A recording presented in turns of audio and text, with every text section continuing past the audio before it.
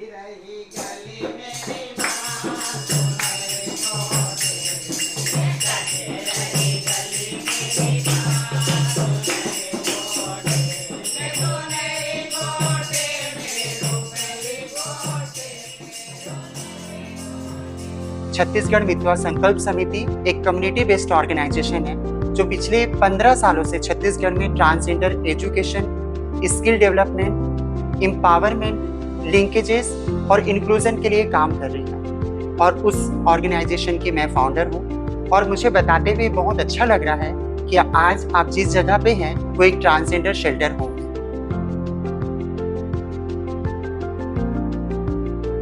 नमस्कार, मेरा नाम विद्या राजपूत है और मैं एक ट्रांसजेंडर सामाजिक कार्यकर्ता हूँ और मैं छत्तीसगढ़ से हूँ। सोच की जो बाधाएं हैं कि ट्रांसजेंडर सिर्फ नाच गा सकती हैं, ट्रांसजेंडर सिर्फ भिक्षावृत्ति कर सकती हैं, ट्रांसजेंडर सिर्फ सेक्स वर्क कर सकते हैं, उस मिथ्य को तोड़ने की ये जगह है।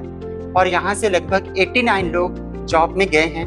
उन्होंने अपनी जिंदगी तो संवारी ही है, कम्युनिटी की सोच भी बदली है। क्योंकि आज एक नया ट्रांसजेंडर युवा युवती वो सोचते हैं कि मैं जॉब करूं, अपने पैरों में खड़े हो जाऊं।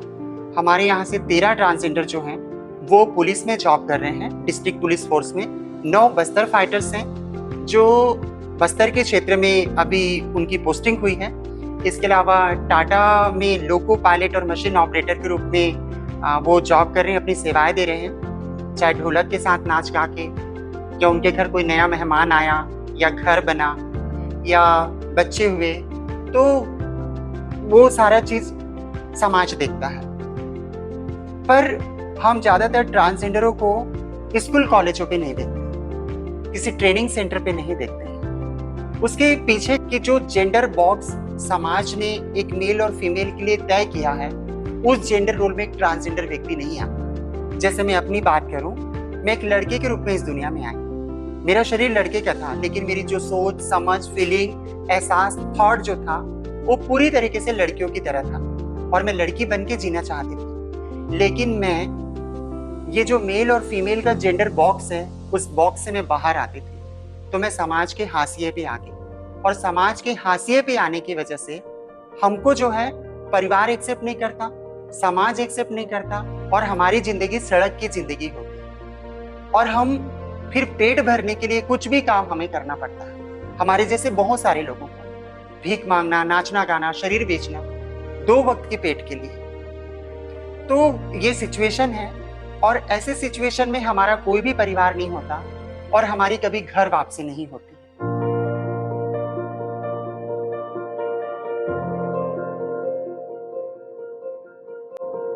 ये खूबसूरत समा, ये गलियां, ये वक्त, ये हलचल, कितनी मज़ेदार है ना ये शहर की कहानी। किसी शहर में जब आप रहते हैं, उसकी गलियों, सड़कों, रास्तों से न जाने कितने कहानियों के किरदार गुजरते हैं और गुजरते रहते हैं। याद करिए ट्रैफिक सिग्नल पर खड़ी कार से उस खिड़की से खटखट करती हुई चेहरे पर बनी हुई हंसी जो साफ साफ दिख रहा होता है।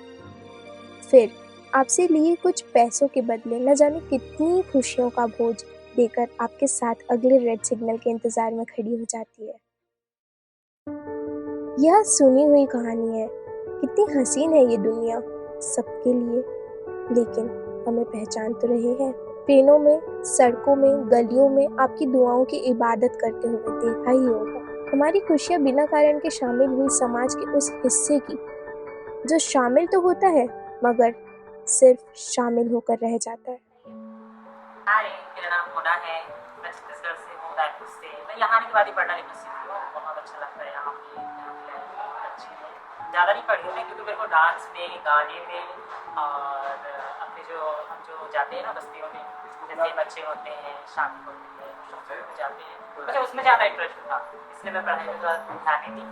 मुझे पढ़ाने की बहुत कोशिश की मेरी खुद होने, लेकिन मैं नहीं पढ़ी, क्योंकि मुझे डांस करने में, गाना गाने में, घूमने में मुझे अच्छा लगता था। इसलिए मैं नहीं की, है ना, अटेंड की हूँ। बहुत अच्छी लाइफ चल रही है, मुझे खुशी है, क्योंकि मैं बहुत खुश हूँ। जब मैं बिलासपुर शहर में थी तब मैं बहुत छोटी थी। आज मैं 31 साल की हूँ, 25 साल हो गए मुझे यहाँ आए, तो समझ जाओ मैं बहुत छोटी रही हूँ। और मुझे कभी भी ये नहीं फील होता कि मैं कौन मेरे एकदम खास है, कौन मेरे एकदम एकदम दिल के करीब है, ऐसा मुझे रायपुर शहर में लगता ही नहीं जैसे कि मम्मी पापा से होता है ना। वैसे मेरी मुलाकात और बातचीत होती रहती है, मैं अपना जाती हूँ, रायपुर क्लास में जाती रहती हूँ, जब मर्जी होता है तब जाती हूँ।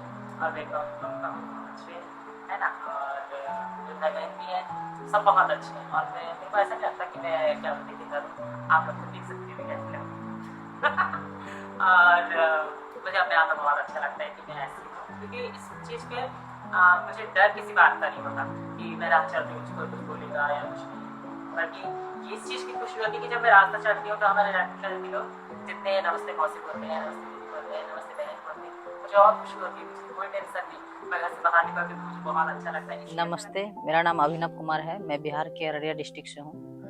मैं अपने घर से मतलब अपनी ज़िंदगी को लेकर के परेशान, अपनी सोच को लेकर के परेशान था। तो 10 साल की उम्र में लगभग घर से मैं भाग चुका था। भाग करके ट्यूशन वेशन पढ़ाता था, यानी होम ट्यूशन लेता था लोगों का, बच्चों का। कुछ लोग पैसा देते थे, कुछ लोग नहीं देते थे, कुछ लोग बोलते थे कि ये छोटा है, पैसा देंगे, क्या करेंगे, नहीं देंगे, मतलब नहीं देते थे, कुछ लोग देते थे।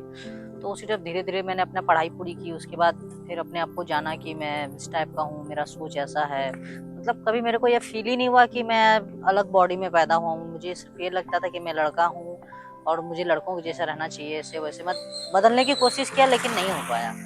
तो फिर मैंने अपनी पढ़ाई पूरी की, फिर अपना सर्जरी कराया और अब भी मैं गरिमागिरी में हूँ। लेकिन आज अपने आप को जानने के बाद, पहचानने के बाद और काफी कुछ अपने जैसे लोगों की जिंदगी संवारने के बाद मुझे खुद को ट्रांसजेंडर होने पे गर्व है, क्योंकि ईश्वर ने, ऊपर वाले ने, चाहे वो ईश्वर हो, अल्लाह हो, कोई भी हो, उसने मुझे चुना है कि मैं इस दुनिया में ट्रांसजेंडर के रूप में आऊं। क्योंकि मैं देखती हूँ कि इस दुनिया में जो बुद्धिमान जीव है वो एक महिला और पुरुष है, उन दोनों के ही गुण मेरे भीतर हैं। तो मेरे जितना भाग्यशाली कोई भी नहीं होगा। तो मैं ऐसा सोचती हूँ और मैं ये प्रार्थना भी करती हूँ कि मैं इस दुनिया में जब भी आऊँ एक ट्रांसजेंडर के रूप में आऊँ और मुझे बहुत खुशी होगी। मुझे यूं ही करके ख्वाबों से जुदा, जाने कहाँ छुप के बैठा है खुदा। जानू ना मैं कब हुआ खुद से गुमशुदा, कैसे जीऊं रूह भी मुझसे है जुदा। क्यों मेरी राहें मुझसे पूछे घर कहाँ है। क्यों मुझसे आके दस्तक पूछे दर कहाँ है। राहें ऐसी जिनकी मंजिल भी नहीं, ढूंढो मुझे अब मैं रहता हूँ वहीं। दिल है कहीं और धड़कन है कहीं, सांसें हैं मगर क्यों जिंदा मैं नहीं।